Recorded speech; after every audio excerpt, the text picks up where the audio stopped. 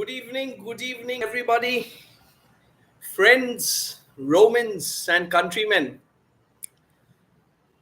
Welcome to session two, rather training session two of Hearts MUN 2023. It's always lovely to have all of you here, and I hope you feel the same for me as well.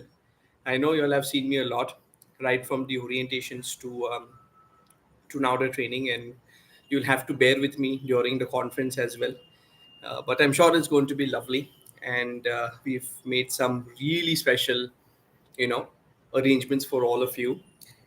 We've informed your teachers, sent a couple of mails here and there as well, and it's all thanks, of course, to the management of our school, Omega, and of course, a parent organization, Heartfulness. And uh, and I thought today we'll begin once again with the second training sessions.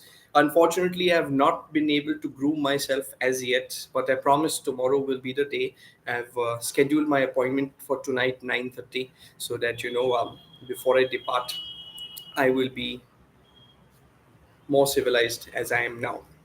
But nonetheless, if you all can hear and see me, can you all put like a thumbs up in the chat box, or maybe like an okay or a yes or something that I can grip on. You all have such interesting usernames, some of y'all. Fantastic to know that. Yesterday's session was lovely. It's good to see so many of you all here for the session two today as well. And today we're going to be starting with something that we call moderated caucus. Okay. It's one of the most important things in an MUN conference, to be honest. And essentially, it is what it's like a cycle that is followed in MUN. For those who are active MUNers out here would know about it. Moderated caucus is the debate tool or the discussion tool that I'm referring to. Um, there's a cycle in committee which I will explain to you later, and one very important aspect of the cycle is something which is called a moderated caucus. Okay, it's a fancy word, I know, and we don't need to be too concerned about that. But what we need to do is we need to kind of understand what a moderated caucus essentially is. So what is a moderated caucus? Let me explain to you in a language that you'll understand. So you know how we all study different subjects in school, right? Say, for example, we have a geography book, like a geography textbook that we study throughout the year, right? So that entire book comprises of different modules, different chapters. Much like how you have the different chapters, much like how rather you have your geography textbook, much like that you have your entire agenda that you're discussing in committee. So essentially, your geography textbook is much like your agenda that you're discussing in the committee. It's very vast, just like your geography textbook consists of so many different chapters. Like that, the agenda also is very vast as such. So what do we do in the geography textbook? What do our teachers do? We bifurcate the entire geography textbook into maybe 4, 5, 6, 7, 8 different chapters or modules, right? Much in the same way, even your agenda is very vast, like your geography textbook. And hence, what we do is we break the agenda into different sub agendas, different subtopics. Okay. Like how you have module 1, module 2, module 3, module 4, module 5, and so on in your geography textbook. Much like that, even in your agenda, you will break the agenda into different sub agendas or subtopics. These subtopics are discussed individually in depth by the method of moderated caucus. All right. So when we study the first chapter in school, like that, we study one subtopic in the MUN conference as well. This subtopic that we discuss of the main agenda is something which is done through a tool called moderated caucus. So how is the moderated caucus essentially introduced into committee? Much like how we raise our hands and we pass different motions, moderated caucus is also a type of motion. Remember that common phrase that a chairperson keeps telling you, any points or motions on the floor?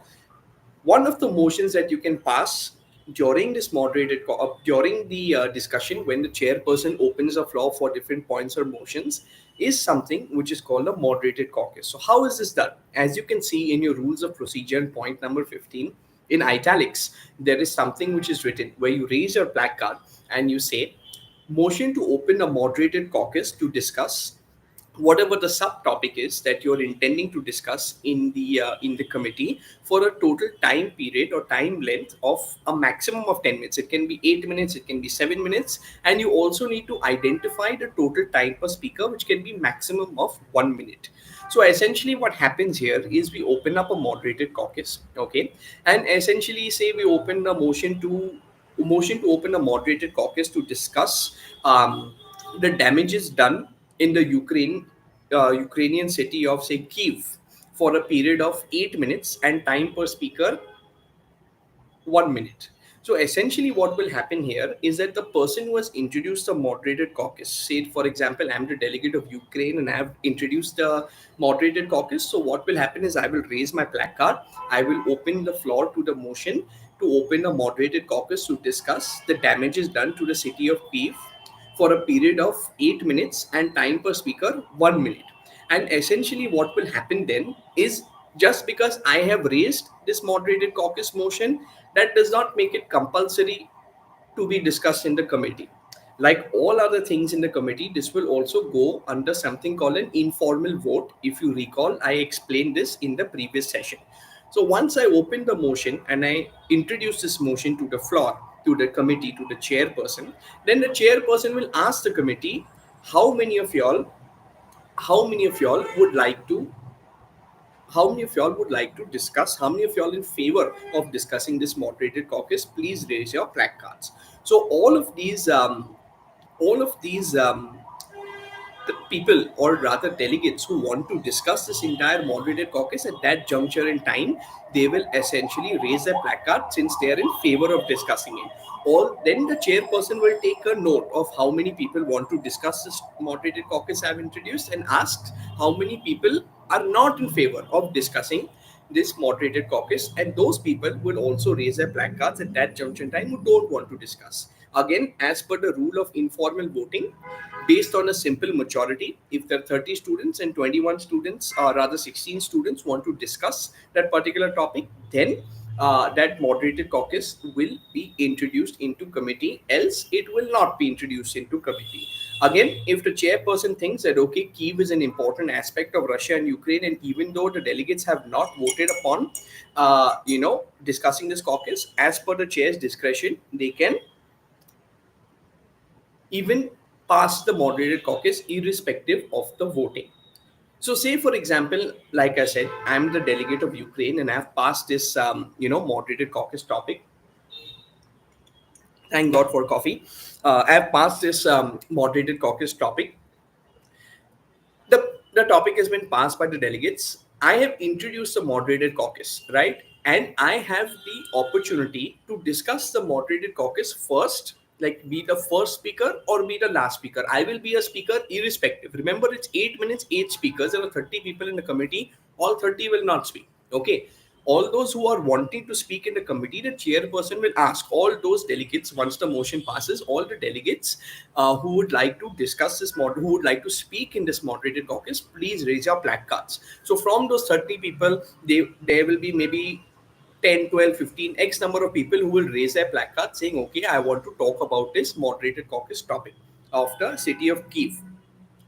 So the chairperson will recognize all the countries based on how they are connected to that moderated caucus who will speak in this committee. So there are totally 8 speakers. One of them will naturally be me because I have introduced a moderated caucus, correct?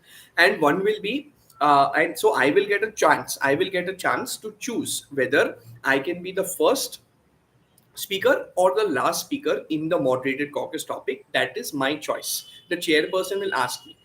Other than that, there will be 7 other speakers in this moderated caucus because, like I said, time per speaker is 1 minute and total speakers is 8 minutes.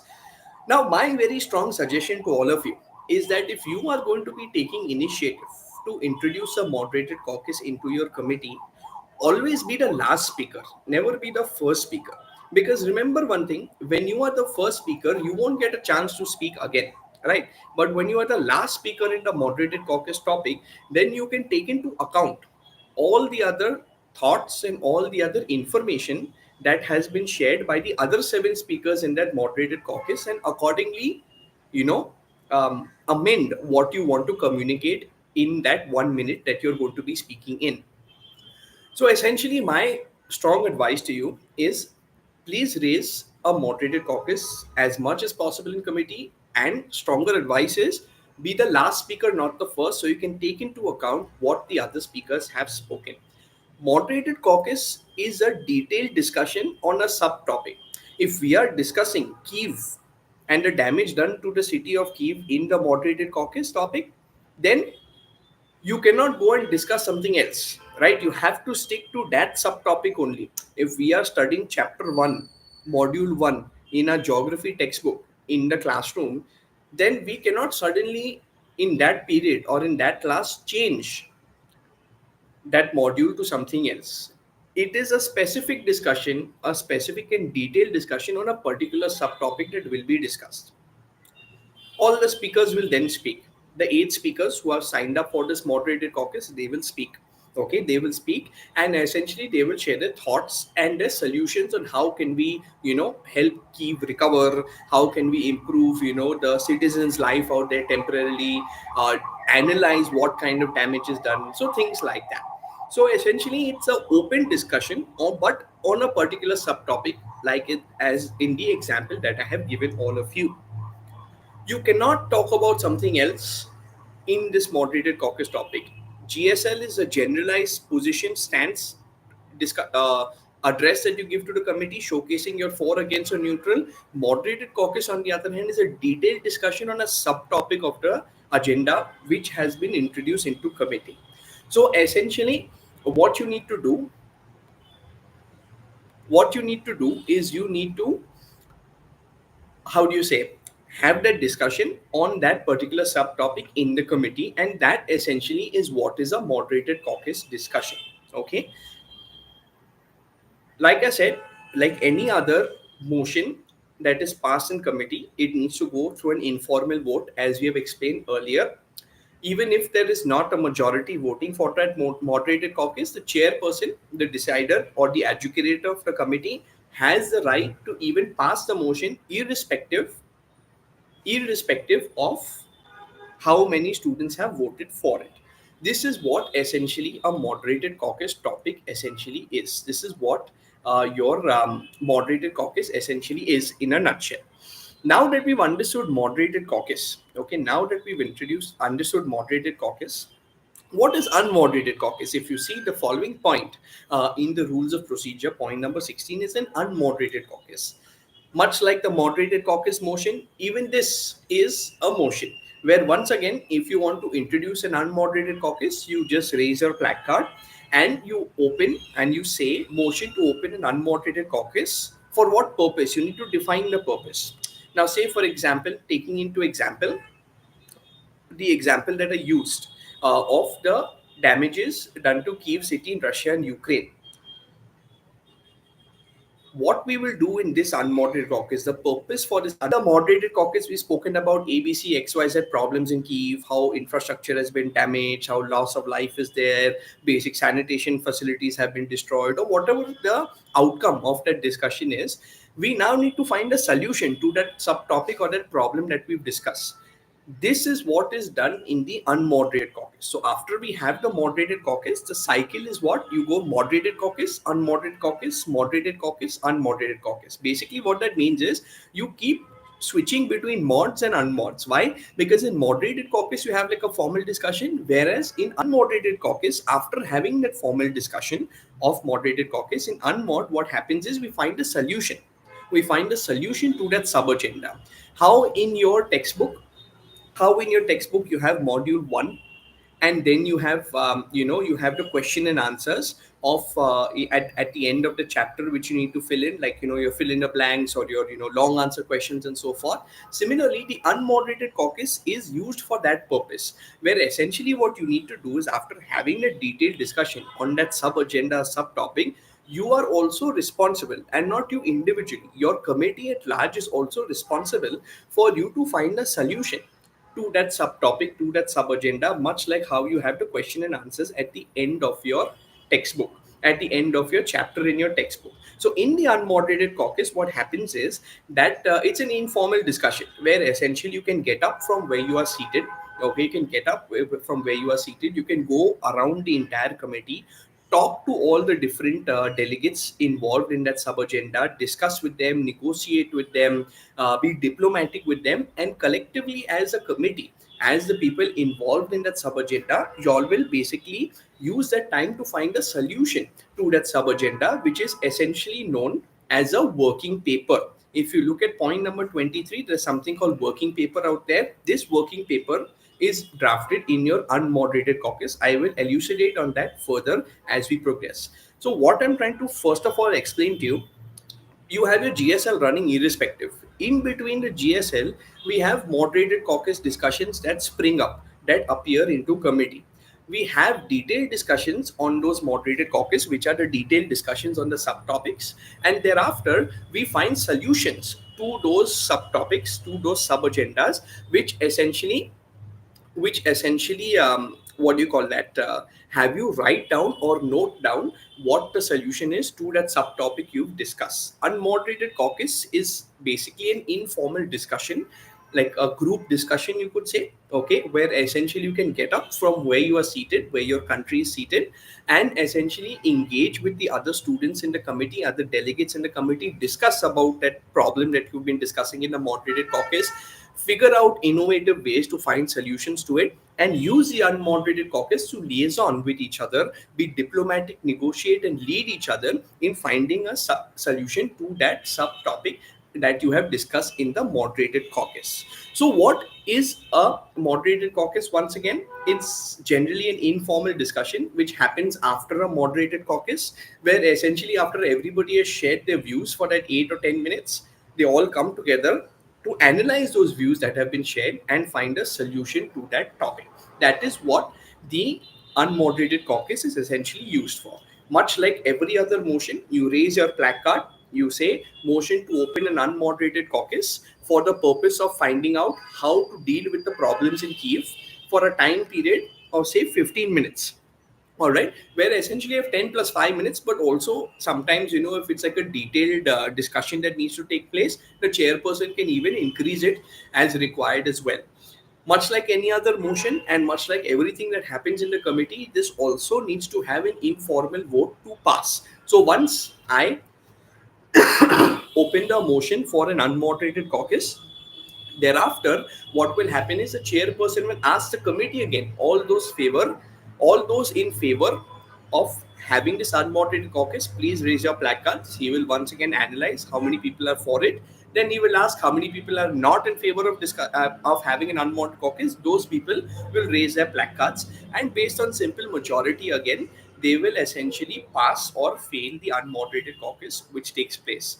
Once again, what happens in unmoderated caucus, it's basically used for drafting your working papers, resolutions, primarily declarations in case of emergency committees. Now, what i'm going to do what I'm going to do is I'm going to skip a few points and go to point number 23 in paperwork, okay, because this is something that you primarily do in your unmoderated caucuses. So what is a working paper? Working paper essentially is a solution to the subtopic of the agenda that you discuss. So this solution, this working paper is drafted in the unmoderated caucus, all right, where all of the delegates who are involved in that subtopic come together and basically note down certain points which they are, which they have discussed in the moderated caucus, which what issues they have highlighted and analyzed, and how they wish to solve them.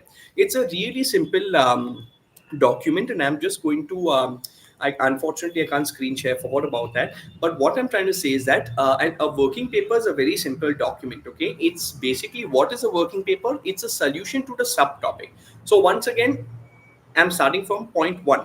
Okay, point one is what? That we are discussing the Russia Ukraine crisis. In this Russia Ukraine crisis, the first step that we did is we opened a moderated caucus to discuss one of the subtopics, which is the issue in Kiev and how people have been impacted. Thereafter, discussing that issue in Kiev in detail in that moderated caucus, we have passed an unmoderated caucus where, after speaking in that moderated caucus, everybody has spoken about Kiev and the problems out there. In the unmoderated caucus, everybody will sit together and they will find a solution or how to deal with Kiev and the problems out there in the form of something called a working paper. So, working paper essentially is a solution to the subtopic of the main agenda. Moderated caucus discusses a subtopic. Unmoderated caucus finds a solution to that subtopic, and that solution is essentially known as a working paper. There is no predefined format for a working paper. There is no predefined format. We don't want you to get into the technicalities of a format of a working paper. All you need to do is you can just write a date on the top right corner and just code the working paper like WP/1/hearts MUN. Write the subtopic being discussed, which is essentially in this case the issue of Kiev, and then in simple point form, point number 1, point number 2, point number 3, point number 4, you write the solutions, where for example point number 1 is due to extreme infrastructural damage in the city of Kiev, camps are going to be set up by the Ukrainian army in association with the European Union to ensure that citizens of that city have basic facilities and basic human necessities till the city recovers for a period of 6 months or longer as required. Point two can be how basically, say for example, point two can be sanitation facilities have not been made available and the entire sewage system of the city is destroyed. So that is why we are basically going to be having biodegradable sewage systems installed so that there is no widespread disease that spreads in the city of Kiev. Point number three can be a timeline has been set for Kiev's infrastructural development to be completed within 3 years of this period that has basically taken. So, what is our working paper? Working paper is just a simple paper, all right, a very simple document, one page document, you could say. Top right corner, you write a date. Below that, you write, say, for example, like a quote like WP//1/hearts MUN. You write the subject, which is damages to Kiev, and then you write point one, point two, point three, point four. Once again, this working paper you have to write when in the unmoderated caucus, because the solution is collective, right? The solution is collective where everybody is going to be contributing. If you would have realized in point number 1, I said that the camps are going to be set up not by only Ukraine. Imagine Ukraine is already going through such a terrible war and they're struggling to deal with the entire Russian invasion. How are they going to balance that with setting up of the camps for the citizens? So that's where the ally countries of Ukraine will help contribute, and that will be mentioned in the working paper. So, what is a working paper? Simply put, a solution to the topic that you discussed in the moderated caucus is known as a working paper. When is this working paper made? It is made in an unmoderated caucus. How is the working paper made? In a very simple format, point 1, point 2, point 3, point 4, no formalities when it comes to a working paper at large. This is what a working paper essentially is, drafted in the unmoderated caucus. Now, just how you have a working paper that has been drafted in the unmoderated caucus, once again, like I've continuously reiterated, everything needs to go under vote. Everything needs to be voted upon in the form of an informal vote, which also includes the working paper. So, what will happen is once the working paper is drafted in the unmoderated caucus, what will happen thereafter is that the working paper will be introduced into the committee, and the chairperson will ask the committee at large, all those in favor of passing this working paper, please raise your placards, or all those in favor of not passing this working paper, please raise your placards. Again, based on simple majority, the working paper will either pass or either fail. All right. Remember one thing, one point that you must all note. Okay, that if a working paper passes in committee, then it is compulsory for that working paper to be integrated into the final solution called a resolution.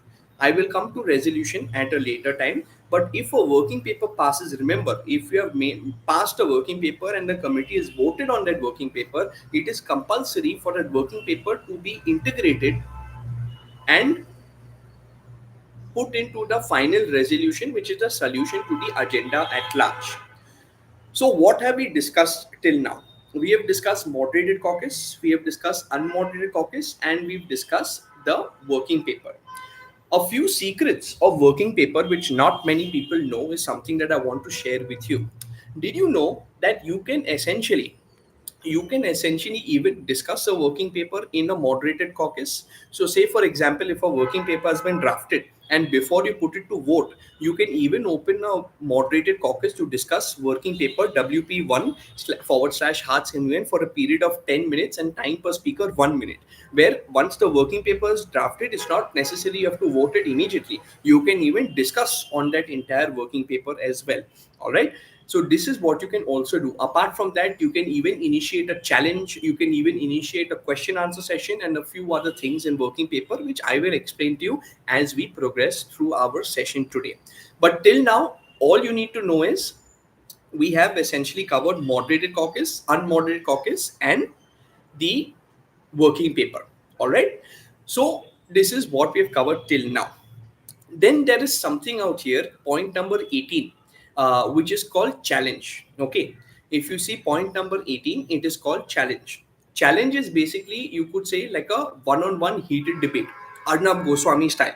Basically, if you see television and you see Republic TV, uh, a challenge is, no holds barred open debate that takes place between two countries at large. Okay, it's a one-on-one debate essentially, where they basically have this thing. How do you do a challenge? Again, you raise a motion. It's a type of motion. I am the delegate of Ukraine. Say, for example, I am the delegate of Ukraine, and my friend Ganesh is the delegate of Russia. I can open a motion to challenge the delegate of Russia for a time period of 3 minutes over the topic the damage is done to Kiev, where essentially Russia and I can get into a one-on-one bilateral discussion on this multilateral platform where we debate with each other one-on-one for that 2 or 3 minutes at large. It's not necessary that I have to wait till he speaks or he has to wait till I speak. It's a heated argument and a heated debate, but like I've always mentioned, decorum needs to be maintained. You cannot get carried away by the heat of the discussion. You cannot use unparliamentary language, and that you need to ensure that the discussion is having a healthy discussion, a healthy debate, and heated, no problem. But there is certain line of ethics that we don't cross while we are in the motion of a challenge. So this is what a challenge is. Any two delegates can challenge any delegate can challenge any other delegate at any point of time in the committee. I'm getting very distracted. Delegates from the chat box. I see. I will actually have to disable it, and it will not be able to be used if you are going to continuously post over here. So I'm going to start removing people. I can remove them very simply out here. If the conversations in the chat box are not related to the conference at hand and the procedure at hand. So please, like I said, if you are, and we will even suspend you from the conference. There's no problem out there for us. So please, I would request you to ensure that you all use a chat box for productive reasons. If you're so fond of Andrew Tate, you can shut this chat and you can go and watch his videos. We are not concerned with that. But please, there are many students out here, I'm sure, and many academicians out here who want to learn and want their children to learn as well. So please try to ensure that you all don't get distracted amongst yourselves or distract me in this entire session that we're doing, because I'm doing this session for you, not for myself. All right. So coming back to where I was, a challenge. Challenge is a place where essentially a delegate can challenge any other delegate during the time of committee. Remember the standardized phrase that the chairperson shares any points or motions on the floor. Challenge is another example of a motion can be introduced at any time. Suppose I'm the delegate of Ukraine, and say, for example, Samuel is the delegate of Russia. Then at that juncture in time, if I open a motion to challenge a delegate of Russia and the committee votes that, okay, Ukraine can challenge Russia, even if Russia does not want to face the challenge, even if Russia does not want to face a challenge, because the committee has voted, because that majority has passed, Russia will be forced to have that one-on-one debate in the format of a challenge in the committee. So this is like a really nice feature of our procedure where openly you can have a heated discussion, but at the same time maintaining a certain ethical line between our discussions and debates with people. This is what the point of challenge essentially is. Then we come to questions. Okay, point number 19, we come to questions. What are questions? Question answer sessions are essentially where, suppose I have spoken some things in the committee, suppose I have spoken in the GSL, suppose I've spoken in, you could say, moderated caucus, suppose I've said something in a challenge, suppose I've said something at any point of time in the committee. What can happen is that if the committee chooses, if the delegates in the committee choose to open this, again another type of motion, to have a question answer session with a particular delegate, then this motion comes into order as well. But what is a question answer session? So suppose, again, taking Russia and Ukraine crisis as an example, suppose all of us have many questions for Russia. Now, why did you do this? Why did you kill the citizens? Why did you destroy? Why did you break the laws of war? Whatever questions that you have, you want to ask delegates, or you feel that the committee wants to ask a particular delegate, a set of questions. Then, when the chairperson says a standardized line of any points or motions on the floor, you can also open that motion by stating what's mentioned in the italics, which is motion to move into question answer session with the delegate of Russia. Total time 5 minutes, total number of questions 5 questions. Where what will happen here, once that question answer session motion passes, it will be put to vote. If people vote more than, if majority people vote on it, then it is compulsory again for Russia to stand up and be answerable to those 5 questions that have been voted upon. Again, the chairperson will ask, suppose I have raised the motion, the chairperson will ask me, would you like to be the first person to ask a question or the last person to ask a question? Again, I will be the last person to ask a question because I will always want to take into consideration what the other 4 people are doing. Maybe one of those 4 people might ask the question I was intending to ask, and maybe I can use my question for, ask another question, since my question has already been asked by another delegate. So essentially, the question answer session is a place where you can question any particular delegate of any country, portfolio, and so on about a particular topic for a certain amount of time and total number of questions. Even again here, if Russia does not want to answer the questions, if the committee has voted upon it, if the committee has voted saying no, this thing needs to, the question answer session is passed and there's a majority in vote, then even if Russia does not want to be answerable to any questions, they will be forced to answer the questions in this tool of discussion and debate, and that is what you call a question answer session. Then you have point number 20, which is called 1 for 1 against, 2 for 2 against. So essentially, if there are, say for example, you have a really close ally, say for example, India and say, mm, a really close ally of India and Russia. In Russia Ukraine crisis, India and Russia can have a 1 for 1 against and a 2 for 2 against, where they can basically come and have, it's like a challenge. Basically, 1 for 1 against or 2 for 2 against is like a challenge. Only thing, it's a more civilized form of a challenge, where one person speaks, then the other person speaks, then the third person speaks, then the fourth person speaks, depending on how many people are involved in this entire motion at large. So what is a 1 for 1 against or 2 for 2 against? It can be a one-on-one, or it can be 2-on-2 also. Challenge is always one-on-one. However, 1 for 1 against or 2 for 2 against can be 2 against 2 as well, where each person will get, say for example, if it's like 4 minutes, each person will get 30 seconds to speak, then the other person will speak, then the other person will speak, and then the fourth person will speak. It's a more civilized format of a challenge, and like I said, it cannot be 2 versus 1, Harshit. It's always either 1-on-1 or 2-on-2. It's a level playing field. But like I said, only difference between this and a challenge is, in a challenge, you don't need to wait for the other person to speak. It's a heated debate like Arnab.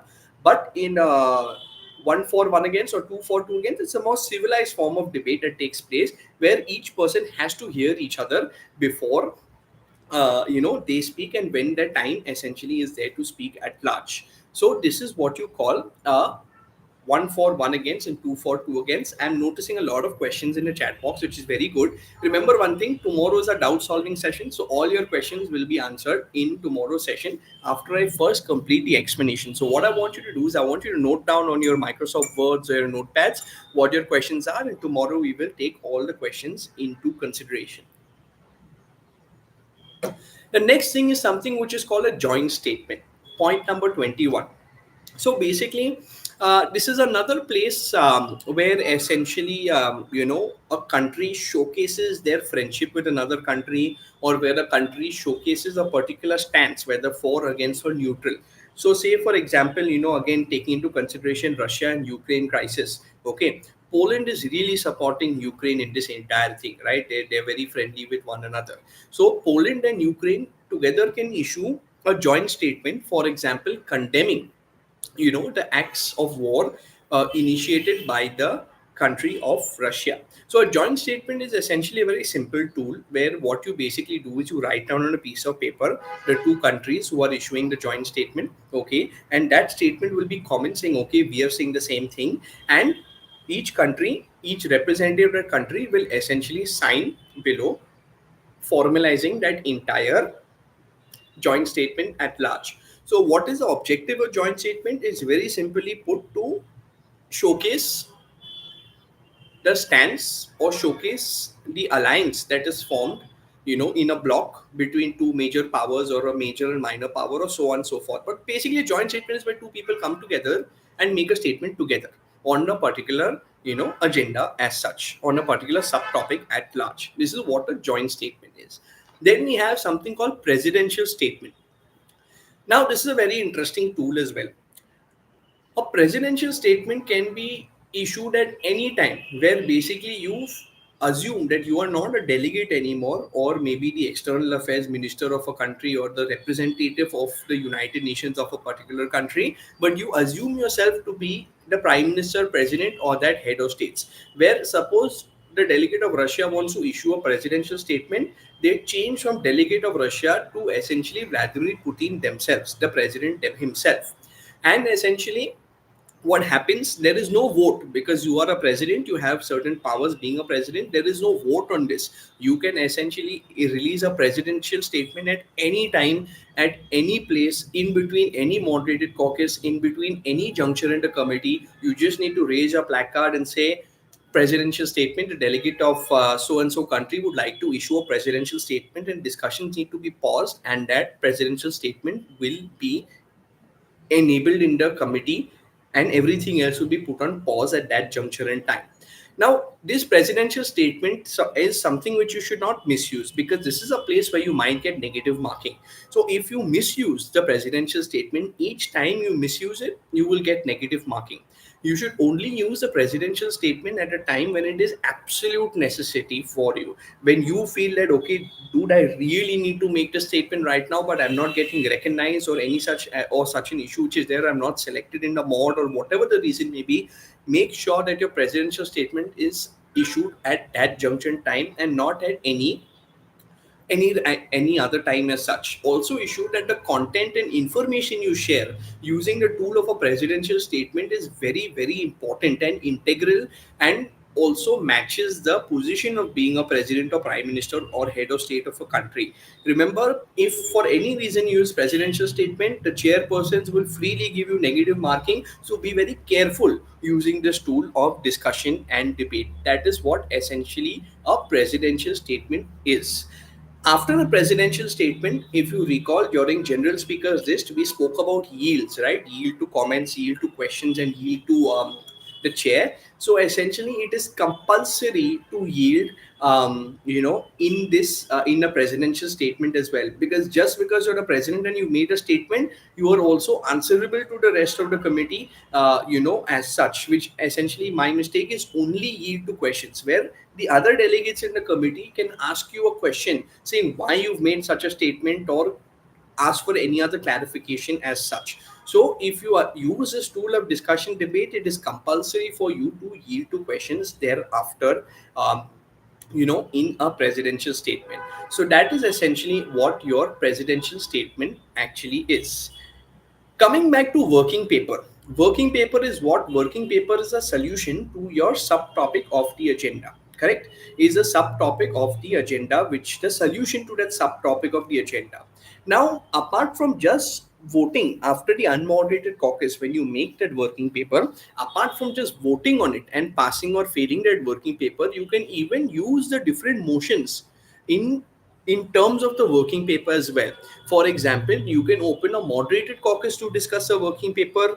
You can open a motion to challenge a delegate based on that working paper. You can even open a motion on a question answer session on that working paper with the rest of the committee. You can even issue a joint statement. You can even have a 1 for 1 against or 2 for 2 against when it comes to a working paper at large. So it's not necessary that just because you have, I'm coming to all points. I know I have skipped. I'm just trying to find the flow of the committee so you get a better understanding of it. But like I'm trying to tell you is that working papers are not necessarily supposed to be just drafted and put into the committee, into voting. But you can actually discuss these working papers using the different modes and motions in the committee as well, where you can actually challenge the delegates or open question answer sessions or open multiple other things in this as well. So this is what your working paper, essentially tools of discussion for your working paper essentially is. The 17th point which I missed out on, if you would have all realized, and Sai has got to my attention, of course, which I intentionally missed out, is something called points. These points are essentially also integral parts of the committee. They can essentially raise their placards, okay, to raise a point, or even send a chit message to the chairperson about whatever point is. There are essentially four kinds of points. First kind of point is point of personal privilege. So essentially this is an option. This basically, can be raised again at any point of time because it's a personal issue. Say for example, you're having difficulty hearing, or you're feeling a little under the weather, or essentially need to be excused from the committee for any personal matter. You just need to, like how you raise your hand and say, ma'am, can you excuse me for a few minutes, you go to the washroom or complete whatever things that you want to do. Same way, in point of personal privilege, you can essentially raise your placard or just write a chit to the chairperson saying that, okay, I need a point of personal privilege because I need to use the washroom or whatever the reason may be. It's basically a formal version of excusing yourself during the committee or addressing or highlighting to the chairperson what difficulty you're facing. This is the first kind of point. Points are all always addressed to the chairperson. Okay. The next point is point of information. So in point of information, I'll explain to you what it is. Point of information, I am removing one person from here. So point of information basically is what is essentially point of information is, suppose I am speaking in moderated caucus, or I am speaking in a challenge, or I am speaking in in any one of the motions, or even GSL for that matter. I'm a delegate, others are also delegates, they are also speaking. Suppose I find out that, okay, that this person has said some false information or wrong information, or is trying to fabricate information, or fabricate their communication in committee so that committee supports that person. Then I, having my research and also using my electronic devices, can verify the information that another delegate has shared. I can verify that information, raise my placard as a point to information, and essentially I can what do you call that, tell that to the chairperson, point of information, the information or the address that the delegate of so and so country is given is false, and essentially I would like to showcase what the actual thing is of that. So basically, what is point of information used when you notice any factual inaccuracy? Suppose, say for example, I am North Korea, okay, and I actually am in possession of 5 nuclear bombs, okay, as Kim Jong Un. But in committee, I'm saying that, okay, dude, I don't have any nuclear bombs on me. But you have done your research and you have essentially, that North Korea is lying about this and is sharing false information to paint a rosy picture in committee. You can raise a placard as point of information, and essentially, what you can do is you can submit that point of information to the chair, saying that, okay, North Korea has given me false information, and the fact is that North Korea has 5 nuclear bombs in their country, and this is the proof. Remember, if you raise point of information in committee, it is absolutely necessary it is absolutely necessary for you to uh, justify and prove that, okay, that message or that information shared is wrong. Once again, this is where your electronic devices, which I told you in the first session, comes very handy. where essentially suppose you have heard this North Korea speak and you quickly go on Google and hear that okay, this seems something wrong that he said, and you actually find out there are 5 nuclear bombs. You found that out from the internet in committee using your electronic equipment and showcasing the actual facts in the committee. So this is what point of information is about. Then you have something called point of order. Point of order is basically if somebody is not using the rules of procedure correctly, if they're not making the right statements which are mentioned in italics, or they're using the wrong procedure for wrong intentions in the committee, you can raise a point of order, which basically means that that person has not used the rules of procedure appropriately or has made a mistake in the procedure, and that you highlight in the committee. All of these points help you get a lot of points with your chairperson as well when you identify these different situations in committee. And finally, point number 4 is very helpful to all of you. It's called point of parliamentary inquiry. Suppose you have a question, suppose there is something you want to do in the committee, you want to raise a particular motion, or you want to maybe challenge somebody, or you want to open a question answer, whatever you want to do in committee. You want to do something but you're not able to understand what is the right way, what is procedurally correct to basically do that. You can raise your placard and you can state point of parliamentary inquiry, where the chairperson will address you and ask you what the problem is, and what you want to clarify. And essentially you can tell the chairperson that, chairperson, I want to do xyz thing in the committee, can you tell me as per the procedure how I should proceed on it? So then the chairperson will guide you. Okay, so if you want to challenge a delegate, you need to use the term motion to challenge or so and so. If you want to basically raise a question answer session, this is what you need to use. So essentially what the point of parliamentary inquiry is, that if you're confused about the procedure in any way and there's something that you want to say or do in committee, you raise your placard, open up point of parliamentary inquiry, and essentially get that clarification from the chairperson in terms of the procedure directly. These are what your 70, this is what your points are. So point of personal privilege for any personal issue, point of information if another delegate has given false information or inaccurate information, point of order where somebody in the committee, another delegate has used the wrong procedure, and point of parliamentary inquiry, point number 4, for you to clarify any particular procedure in the Hart's MUN rules of procedure. This is what points essentially are. Now, coming to something called resolutions and formal voting. If you recall, when we had started our sessions, I did not cover formal voting, and that is what I'm essentially going to be covering now. But before I go into formal voting, what I'm also going to do is I am essentially going to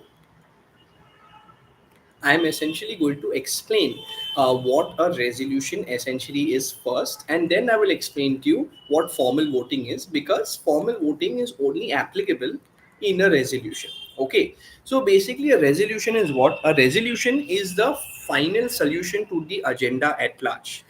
After 1.5 days of discussion, probably in your last committee session, is when you will be drafting the resolution. How is this resolution drafted? And how do you get the information for this resolution? Remember, there is a cycle that I was telling you about, right? Mod, unmod, mod, unmod. So in moderated caucus, you're discussing subtopics. In unmoderated caucus, you're making working papers. Then again, you're going to another subtopic, again discussing that subtopic. Again, you're making another working paper. In between, you're having challenges and question answer sessions and so on. So what essentially is a resolution? A resolution is the final solution to the agenda at large. Working papers is solution to chapter 1, chapter 2, chapter 3, chapter 4, chapter 5, or subtopic 1, subtopic 2, subtopic 3, subtopic 4, and so on and so forth. The resolution is the whole geography textbook, like your final exam, like your final examination. You have your whole textbook like that. The resolution is the final solution to the topic, to the agenda at large. How do you get this solution?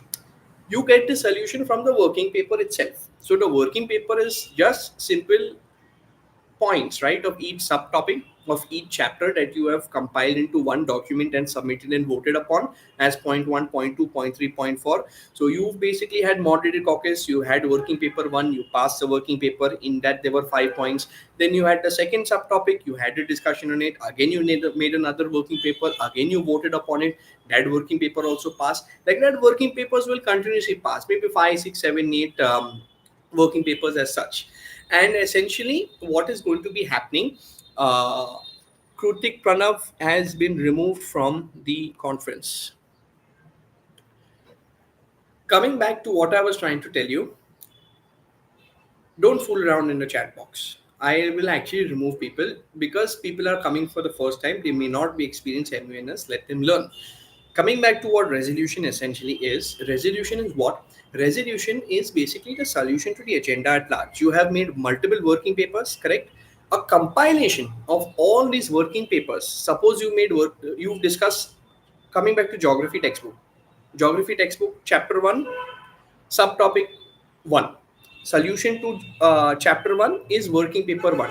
Then you go to chapter 2 of geography textbook. You discuss the second chapter of your geography textbook. Then you solve the second. Then you, after discussing it, you find a solution to it. There's subtopic 2, your working paper 2. Resolution is essentially a compilation of all the working papers. Remember, I told you if you pass a working paper, it is compulsory for you to put it in a resolution. So, resolution is essentially a compilation of all the working paper. Suppose you've discussed all 6 subtopics or all 10 subtopics, then once you put the solutions of all 10 subtopics together, naturally you cover the whole geography textbook, naturally cover the whole agenda. The content or information or solutions of the resolution is derived from the working papers that you will have discussed and passed in the committee at large. The only difference is that unlike a working paper, the resolution is a more formalized document. It is a more formal document which basically has two very important things. One is the author and two is the signatory. So what is an author? Author is the person who has written the resolution. Signatory are the people who are supporting, discussing that resolution. Signatory does not mean that I am for or against the resolution. Signatory simply states that I am wanting to discuss the resolution in committee, followed by writing the names of the authors and signatories at the start. Then you will write the name of your committee. Then you will write the name of the agenda. Thereafter, there will be two. This resolution will be split into two parts. One is something which is called preambulatory clauses, which basically, what is a preambulatory clause? Preambulatory clause basically highlights the problems we've identified in our discussions of 1.5 days. So the first part of the working papers, the authors who have written it, followed by the signatories who want to discuss it, followed by the name of the committee, followed by your preambulatory clauses. Preambulatory clauses are not solutions. They are basically how we as a committee have identified the problem, saying, okay, this is the problem, this is a problem, this is a problem, this is a problem. Okay. Actionable clauses after preambulatory clauses are essentially the solutions to the problems you've identified. For example, as we had given the example of keep taking in the same example, those points of that working paper, those points of the working papers that you've passed will come in the actionable clauses on how we're going to solve the problems we have understood from our discussions. So your draft resolution is essentially split into two parts. I am essentially going to share an example of this with our secretary general, who will essentially post it on the group so you can have a look at essentially what it looks like, a draft resolution, and thereafter you all can go through it. Again, the chairperson might want to have you format the resolution in a different way as well, so please take into consideration your chairperson's best interest during this time. But what is a resolution? Resolution is simply a compilation of all the working papers in a format which includes the preambulatory clauses, which identifies a problem, and the actionable clauses, which are the solutions to these different problems. Now, resolution is the only thing that goes through something called an informal vote. Resolution is the only document or only aspect that goes through something called um, what do you call that, a formal vote. So what is a formal vote exactly? Formal vote, unlike informal voting, is not simple majority, it's two-thirds majority, much like how we had censure. Okay, much like how we had censure. That is what formal voting essentially is. Coming to point number 6, formal voting takes place in 3 rounds. Okay, 3 rounds. In the first round, all delegates have 6 options. The first option is agree, which basically means you vote for the resolution. The second option is agree with rights, which means that, okay, I'm voting for the resolution, but I want to explain why I am voting for the resolution. The third point is called disagree, which no, I'm voting against the resolution. The fourth option is that disagree with rights, which basically means I'm voting against the resolution, but I want to explain why I'm voting against the resolution. The fifth option is pass, which basically means that I, as a country, in round one, have not taken a decision as yet. And the last option is abstain, where I don't want to vote only on this resolution, much like what India is doing when it comes to the Russia Ukraine crisis. So, round one, there are totally six options: agree, agree with rights, disagree, disagree with rights, pass, and abstain. Round two. Round two is where basically agree with rights and disagree in rights comes into play. There were two options in round one where people who have voted for the resolution want to explain why, and even the people who have voted against the resolution, they also want to explain why they voted against it.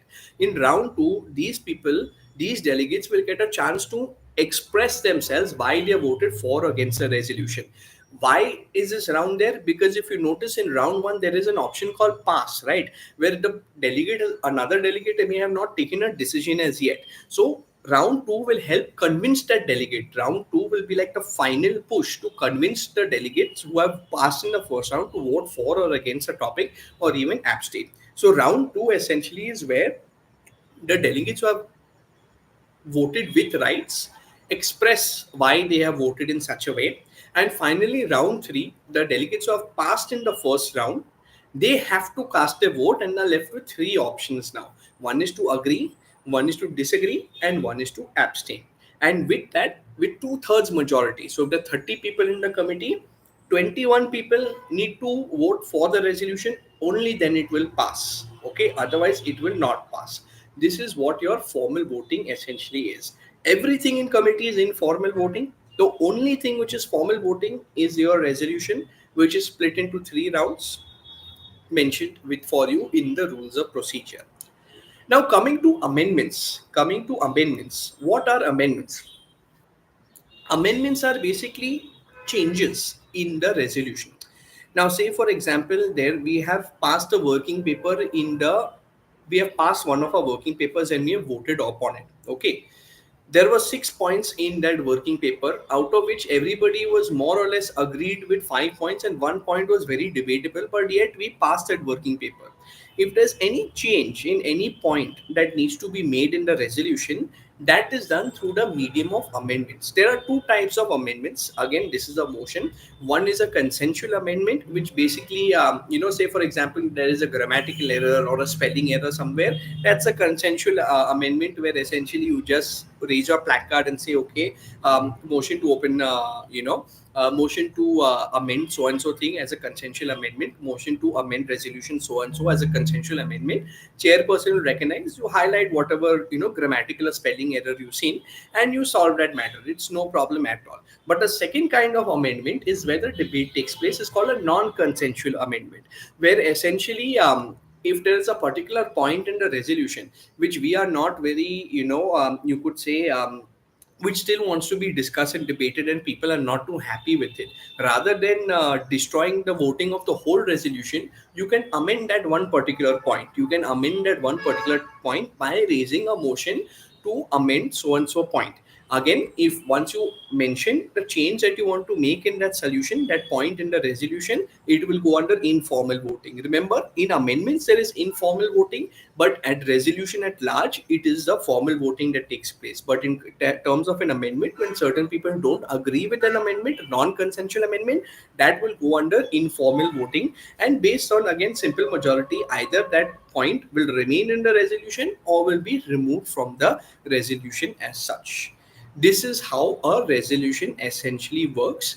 And with that, we essentially cover the 25 points in our Hearts MUN rules of procedure. Now, what I want you all to do is I want you to go through the rules of procedure. Okay, I want you to go through it today evening as well as tomorrow. Also, a happy Onam to all of you as well. I'm sorry if I did not wish you earlier at the start of the session, but happy Onam to all of you, and hope you all stay blessed forever. And essentially tomorrow we'll be meeting once again at 5:30. I want you to go through the rules of procedure. I want you to go through the rules of procedure. You don't need to mug up anything in the procedure, have a copy of it with you. Just mention just basically notify the different points that you have certain questions on. Okay, and essentially tomorrow's session is when we will basically address some of the doubts that you all have. I will only address doubts which I find useful to address, and not for the sake of doubt solving as such. So please essentially note down all your doubts, and tomorrow once we meet we will essentially have all the doubts. Today I would request you to all read through the rules of procedure. Everything that I've explained to you will correlate when you read the rules of procedure. You also know that you all can review these entire sessions as well. It's not necessary you all have to be here together. You all can review the different session, the first and second session at your time too. And tomorrow once we meet 5:30 we will go through the doubts and address the different doubts as well. Please ask useful doubts. Thank you, Happy Salad. That's a pretty interesting username. And that being said, thank you once again for a lovely session and a healthy attendance from all of you. Stay connected. Hearts MUN is going to be very special. And see you all tomorrow online and thereafter on Friday offline at the opening ceremony taking place at our Bapuji Memorial Ashram on Friday, the 1st of September in the hall. So that being said, thanks once again and see you tomorrow 5:30. Bye bye.